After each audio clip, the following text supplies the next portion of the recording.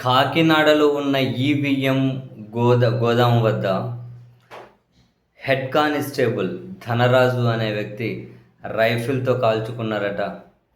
ఆత్మహత్యా ప్రయత్నం చేశారు. ఆయన్ను కాకినాడ ఆసుపత్రికి తీసుకెళ్ళి వైద్యం చేయిస్తూ ఉన్నారట. దీనికి కారణాల మీద పోలీసులు దర్యాప్తు చేస్తూ ఉన్నారట. సో కాకినాడలో ఈవీఎం గోదాం అక్కడ సెక్యూరిటీగా అంటే భద్రతా విధుల్లో ఉన్నారేమో. హెడ్ కానిస్టేబుల్ ధనరాజ్ అనే ఆయన రైఫిల్తోనే కాల్చుకున్నాడు అక్కడ అని.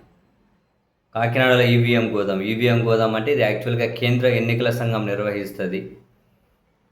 ఈవీఎంలు వివిప్యాట్ల మిషన్స్ ఉంటాయి కదా, యంత్రాలు, వాటిని భద్రపరచడం కోసం ఎన్నికలు జరిగేటప్పుడు ఫస్ట్ లెవెల్ చెకింగ్ ఉంటుంది కదా, దానికైనా ఈ గోదాముల నుంచి ఈవీఎంలు తీసుకెళ్తారు ఒక ర్యాండమైజేషన్ చెకింగ్ కోసం.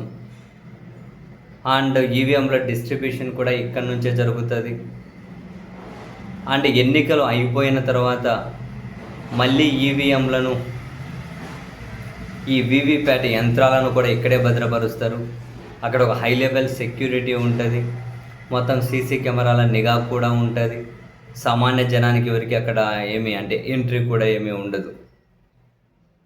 కానీ ఆ విధుల్లో ఉన్నటువంటి ఒక హెడ్ కానిస్టేబుల్ ఆత్మహత్య ప్రయత్నం చేయడం వ్యక్తిగత కారణాల, లేకుంటే ఏమైనా కనుక ప్రొఫెషన్ తన వృత్తిపరమైనటువంటి ఏమైనా ఒత్తిడిలు, లేకుంటే ప్రెజరు, ఏమైనా స్ట్రెస్ ఉందా, రీజన్ ఏంటి అన్నది తెలియదు. బట్ రైఫిల్తో కాల్చుకొని ఆత్మహత్య ప్రయత్నం చేయడం బాధాకరం.